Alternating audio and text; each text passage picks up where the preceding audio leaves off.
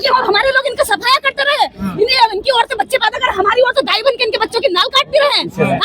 ये लोग जो गंदगी करे, हमारे लोग सफाई करें।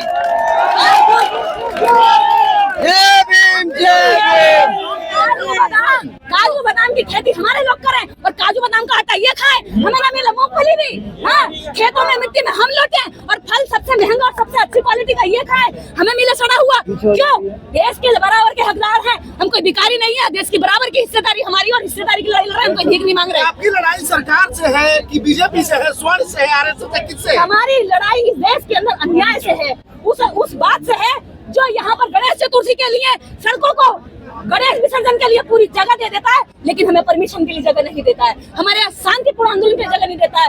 तो इस देश के अंदर एक चुटिया लगा के कहीं कथा कर सकता है तो वो 1 साल के अंदर करोड़पति बन जाता है। लेकिन एक दलित अगर अच्छा सूट भी पहन लेता है तो कहते हैं देखिए ये कितना अमीर हो गया, ये कितना अमीर हो गया, कहाँ से रोटी खा रहा है। ये उनकी पेट में दर्द होता है। उनकी बहन बेटी राजनीति में सबसे ऊपर राज करती है, लेकिन हमारी बहन बेटी जब मुख्यमंत्री बनती है तो कहते हैं चमारी मुख्यमंत्री बनी है। यहाँ हमारी समानता से लड़ाई हमारी किसी व्यक्ति से नहीं भाई, हमारी किसी पार्टी से है। हम तो कहते हैं अगर बीजेपी हमारे हक अधिकार की लड़ाई लड़ती है तो हम बीजेपी के साथ है, कांग्रेस करती है तो हम कांग्रेस के साथ है। हम क्यों नहीं जा रहे उनके साथ? क्योंकि दोनों हमें फुटबॉल की तरह खेलती है, तो तोपीट या तोपीट दोनों हमें आपस में मारती हैं। इसलिए हम अपनी पार्टियों के साथ आए। मैं ये कहती हूँ आज ऑन कैमरा लोगों से, अपने पूरे बहुजन समाज से, अगर आपको बहन जी पसंद नहीं है तो चंद्रशेखर का साथ दीजिए। अगर कुछ लोगों को चंद्रशेखर पसंद नहीं है तो बहन जी का साथ दीजिए। लेकिन अर्जुन को दोनों ही पसंद है, दुश्मन का साथ तुम्हारे साथ आ जाए, जो जिनको तुम्हारे साथ आ जाए, जिनको दोनों ये भी कहा, ऐसे भी लोग हैं भाई ने एक अच्छा क्वेश्चन किया, ऐसे भी लोग हैं। तो ऐसे लोग भी पिटंगे होने के सामने आज यहाँ पे जो लोग इकट्ठा हुए, इस लोग इकट्ठा होने में कम से कम करोड़ों रुपए इन्होंने अपनी जेब से खर्च करे, और हर व्यक्ति मजदूर है, गरीब है। और आपको नहीं लगता जो लोग इस फैसले को लेकर खुश हो रहे हैं उनके मुंह पे आज जोरदार तमाचा लगा? देखिए वो भटके हुए लोग हैं या फिर वो बिके हुए लोग हैं। दो तरह के ही लोग हैं जो इस फैसले का समर्थन दे रहे हैं, या तो भटके हुए या बिके हुए या फिर इस बहुजन समाज के। कुछ काले झंडे दिखाने वाले भी है ना, काले झंडे दिखाने वाले बजरंग दल के लोग हैं। नाम के पीछे वाल्मीकि लगा ले, वाल्मीकि नहीं हो जाता है भाई। यहाँ कितने सारे वाल्मीकि हैं, मेरे मुरादाबाद से वाल्मीकि आए, रामपुर से वाल्मीकि आए, बरेली से वाल्मीकि आए।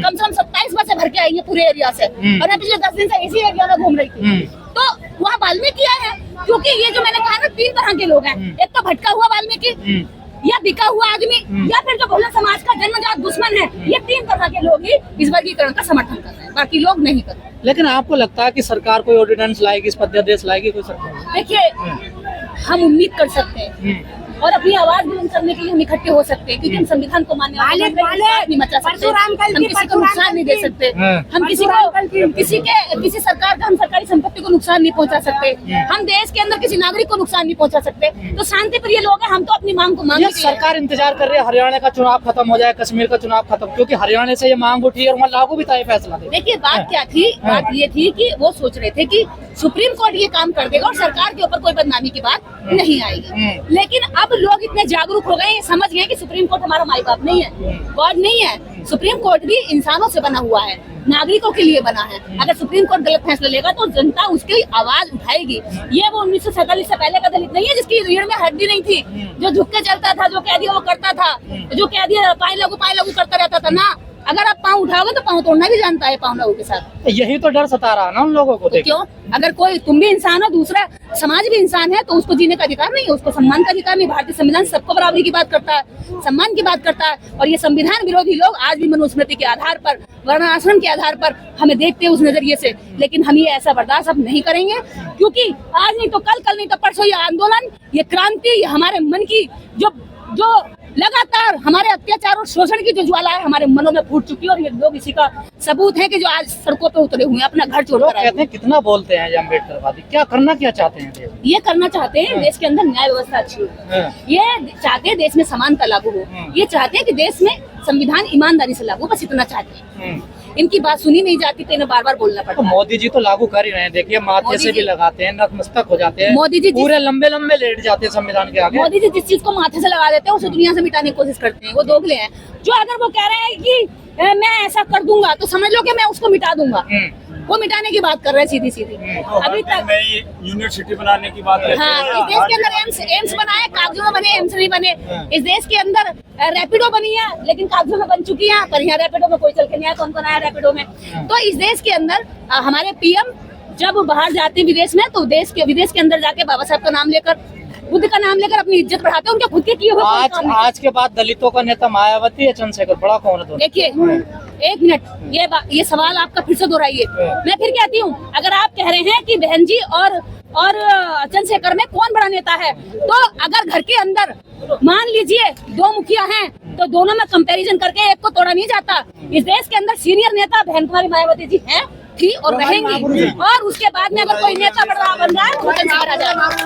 जब 21 तारीख को भारत बंद हुआ, चंद्रशेखर ने खुद कहा कि आज मैंने अपनी आंखों से देखा है कि टोपी तो असपा की लगी हुई है, झंडा बसपा का है। अब यहाँ पे भी मैं आज तक बसपा को वोट डालती आई हूँ, ठीक है। मैं बसपा की एक तरह से कह सकता हूँ, मैं बसपा की कार्यकर्ता रही हूँ। लेकिन जब मुझे लगेगा कि पूरे समाज का भला, समाज की एकजुटता और समाज की जो सबसे मजबूत पार्टी जो मनुवादी पार्टियों को टक्कर दे सकती है, अगर बसपा दे रही होगी तो मैं बसपा को वोट दूंगी, अगर असपा दे रही होगी तो असपा को दूंगी। बताओ, ये दोनों टोपी और झंडे को एक साथ आ जाना चाहिए।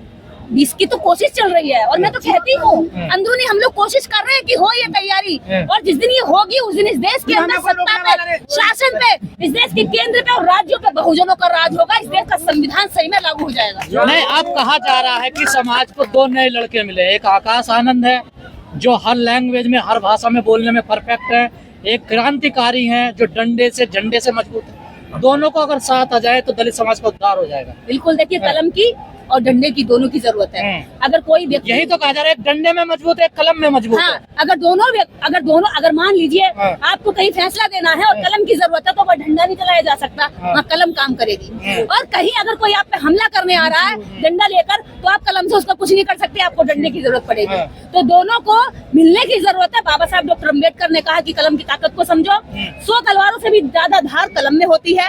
और माननीय काशीराम साहब ने कहा कि झंडा और झंडा मजबूत रखो।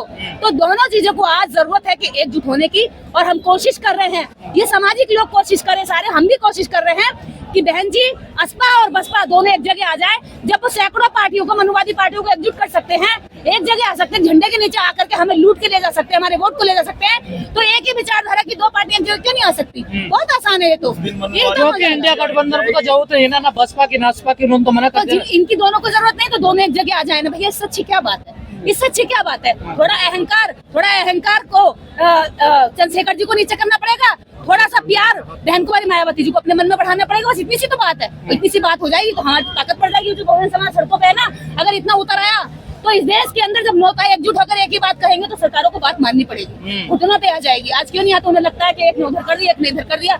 इनकी ताकत 4 जगह बटी हुई है, फिर भी देखो संख्या ना यहाँ कम थी ना 21 अगस्त को कम, दोनों जगह इतनी। 24 तारीख के 24 के इलेक्शन में, 2024 के इलेक्शन में जिन लोगों ने बाबा साहब और संविधान का नाम लेकर वोट मांगा, आज वो इस मुद्दे पर जो है सामने नहीं आ रहे, खुलकर नहीं बोल रहे हैं। बेईमान थे, धोखेबाज थे, छलिया थे, वो हरी घास में हरे सांप थे। प्रचार करना तो आप भी गई थे। किसका? अखिलेश यादव का। कब गई थी? एक फोटो दिखाओ, एक वीडियो दिखाओ। अखिलेश यादव से मेरी मुलाकात हुई है, मैं बहन जी से मुलाकात करती हूँ, मैं चंद्रशेखर से मुलाकात करती हूँ, देश के हर नेता से मिल सकती हूँ। मैं सामाजिक कार्यकर्ता, मैं किसी पार्टी का लगा हुआ टैग नहीं मेरे ऊपर, तो मैं किसी नेता से मिल सकती हूँ। मैं अधिकारियों से मिलती हूँ, IAS से मिलती हूँ, PCS से मिलती हूँ, इंजीनियर, डॉक्टर, इंजीनियर से सबसे मिलती हूँ। ये मेरे पीछे खड़े डॉक्टर हैं, और मैं हर तरह के व्यक्ति से मिलती हूँ। मैं सबसे मुलाकात करूंगी।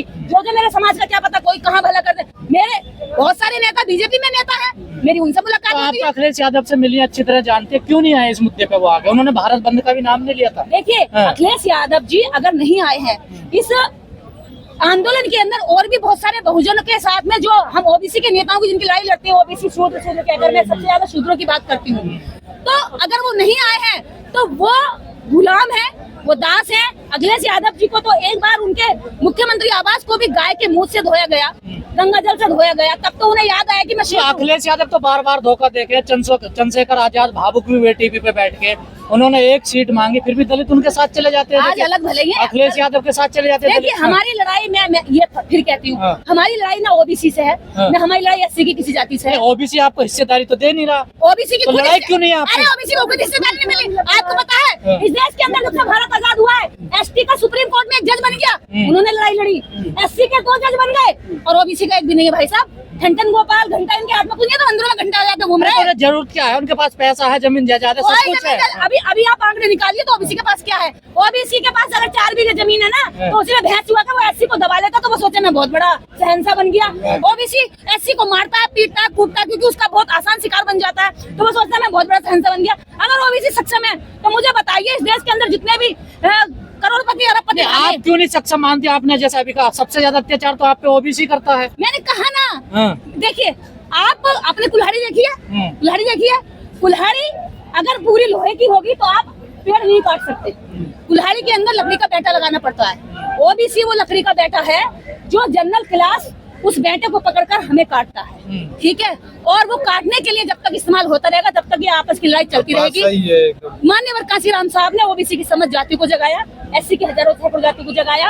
हमारा काम जगाना और एकजुट करना। जग तो नहीं रहे ना, ये कोशिश तो नहीं छोड़ सकते। फिर अगर आप कह दो कि भाई ये वहाँ से सुरंग नहीं बन सकती, बाबा साहब कह देते उस टाइम कि तुम स्कूल में घुसने नहीं दे रहे, मैं नहीं जा रहा पढ़ने के लिए, तो उनकी शिक्षा हो पाती? क्या वो देश के सिंबल ऑफ नॉलेज बनते? क्या वो संविधान लिख पाते? नहीं हो पाता। तमाम बहुजन समाज पंजाब से कुशवाहा मध्य प्रदेश से आया। कुशवाहा के बहुत सारे कई बसें भर के कुशवाहा की आई है। मेरे साथ जो मेरा खास लड़का रहता है वो कुशवाहा है, एक वाल्मीकि है, जो 7-8 लड़के करीबी रहते हैं। सवाल मेजोरिटियों को लेकर हो रहा, कोई अपवाद के रूप में नहीं। मैं ये कह रही हूँ, देखिए जागरूक जब तक नहीं होंगे, कोशिश करी जा रही है, बहुत सारे लोग कोशिश कर रहे हैं, लेकिन खास बात है आप बार जैसा आपने अखिलेश को कहा, अखिलेश का बंगला धोया गया, ठीक है मान ले, उन्हें मंदिर नहीं जाने गया, फिर मंदिर खुला गया, वो तो फिर भी 47 तरह की मिठाई लाते हैं, 47 तरह के फल लाते हैं, एक पंडित को बुलाते हैं, फिर वही काम करते हैं। फिर और अपमानित होने का जी है, ऐसा होता है ना कुछ लोगों वो तो वही काम करते हैं ना, फिर भी देखिए वो कहाँ मानते हैं वो। कुछ लोगों का जी थोड़ी बेइज्जती से नहीं हटता, उनका जमीन थोड़ी बेइज्जती से नहीं जगता, किसी का जमीन ऐसा करने से जग जाता है और किसी का लगातार मारने से नहीं जगता। तो सबकी अलग अलग जमीन है। एससी के अंदर की जो भावना जो ज्यादा है आत्मसम्मान की, वो इसलिए है क्योंकि उसने ज्यादा अपमान झेला है।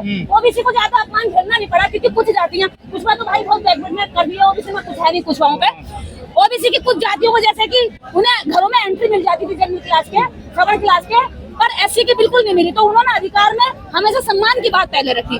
ओबीसी सम्मान की बात नहीं लगता, क्योंकि उसे पहले से जैसे घर में कपड़े धोने हैं तो धोबी को अंदर एंट्री थी, अगर भैंस का दूध निकालना है तो धोबी को अंदर, यादव को एंट्री थी, तो कुछ जातियों को उनके घरों में एंट्री थी गाड़ियां चलाने की। एंट्री तो आपको तो थी क्या? हमारे यहाँ तो भाई एंट्री नहीं थी, सड़कों पे नहीं चले जाते थे, घरों में तो एंट्री की दूर की बात है, सड़कों में। तो मेला कौन उठाता था? मेला वो जाती है, मेला तो पिछवाड़े की तरफ गिरता था, वहाँ से उठा कर ले जाते थे। अंदर कहाँ जाता था मेला? अंदर तो मेला करने वाले होते थे, और मेला पिछवाड़े को गिर जाता था, पिछवाड़े से उठा कर ले जाते थे, और वो तो नाक बंद करके करते थे अंदर जाके, जब तक सुबह जमाना रहता नहीं था। एक आखिरी सवाल, राहुल गांधी के बारे में कुछ लोग कह रहे हैं बहुजन समाज के कि वो जो है जाति जनगणना कराएंगे, उनको जो है मजबूत करना चाहिए, उनके बारे में क्यों करे राहुल गांधी? अगर जाति जनगणना कराना चाहते हैं तो अभी भी उनकी अनेकों राज्यों में सरकार है, वहाँ पे करवाइए। ये धोखा है, ये छलावा है। राहुल गांधी हमारी बात करके अपनी डूबी हुई नाव को उठाना चाहते हैं, उनकी डूबती नैया के किनारा लगाने वाला। पहले राहुल गांधी को प्रधानमंत्री बनाना पड़ेगा, तमाम पिछड़ों को, दलितों को वोट देना पड़ेगा, तब जाति जनगणना। अरे भाई क्यों बनाए? ठेका ले रखा है हमने बार बार तुम्हें राष्ट्रपति और प्रधानमंत्री बनाने का। यही तो कह रहे हैं राहुल गांधी। हम चंद्रशेखर को न बनाएंगे राष्ट्रपति प्रधानमंत्री, हम बेंकुमारी मायावती जी को न बनाएंगे प्रधानमंत्री। हमारे समाज में योग्यता नहीं है, हमारे समाज में नेता नहीं है, हमारे समाज में उजाला संघर्ष करने वाले लोग हैं।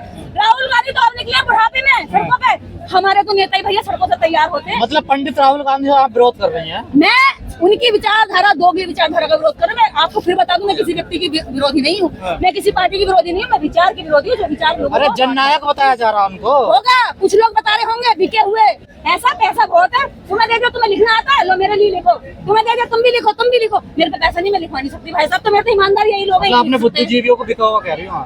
कौन बुद्धिजीवी?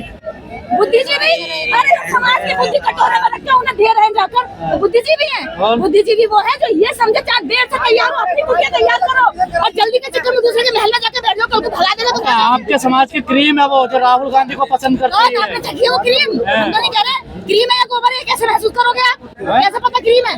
कैसे पता क्रीम है? जो आपने कहा ना भी थोड़ा बहुत लिख देते हैं तो वो हो जाता है, ये हो जाता है। मेरे लिए तो वो क्रीम नहीं है ना, मेरे लिए तो क्रीम नहीं है। अगर किसी को लिखना आता है और वो किसी की चापलूसी में लिख रहा है तो वो लेखक नहीं है, वो विचारक नहीं है, वो बिका हुआ, उसकी कलम बिकी हुई है। और जिसकी कलम बिक जाए ना, किसी का विचार बिक जाए, तो वो समाज का हितैषी नहीं होता, वो अपने हित के बारे में सोचता है। और मैं ये कहती हूँ 4 वर्षों 40 वर्षों तक तुम दूसरों को जल्दीबाजी के चक्कर में दूसरे को प्रधानमंत्री बनाओगे, उसका महल तैयार करोगे। इससे अच्छा है कि और थोड़ा सा लंबा समय करके अपनी कुटिया तैयार कर लो। भैया अपनी कुटिया अपनी होती है, किराए का मकान किराए का होता है, कब निकाल के भगा दे। इनकी लड़ाई भी हमें लड़नी पड़ेगी, जो भी चापलूसी कर रहा है ना कांग्रेस की,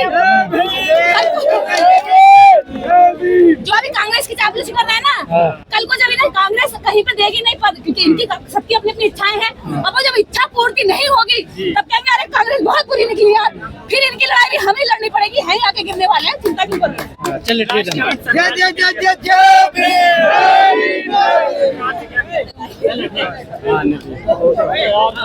हम तो सब लड़ा इनकी गाली को एक ताऊ यूं ताऊ को 6 महीने से समझा रहा हूं मैं। पता नहीं कहां तक वो चला भैया, मेट्रोवादी कहां क्या है अभी है, तुमने पिछला कर दिया अभी हो आपको पिछला मत बताओ, वो ओबीसी है, ऐसी लड़की के पैर छू रहा है। यहाँ तो एक तरह से अब किस सुनने लगा तुम्हें विरोध ये होती है समानता, दिल में जगह, बहन के लिए दिल में जगह, लेकिन मैंने उसको उठा दिया यार, है यार, ये तो उसको उठा दिया। ये हम एक दूसरे का सम्मान है, जब उनको उठाया हमारे सवाई वाला था तो झुका देते हैं और क्या कुछ बात है आगे। और हमारे लोग इनका सफाया करते रहे, इन्हें इनकी ओर से बच्चे पैदा कर, हमारी ओर से गाय बन के इनके बच्चों की नाल काटते रहे। हाँ, ये लोग जो गंदगी करे, हमारे लोग सफाई करें।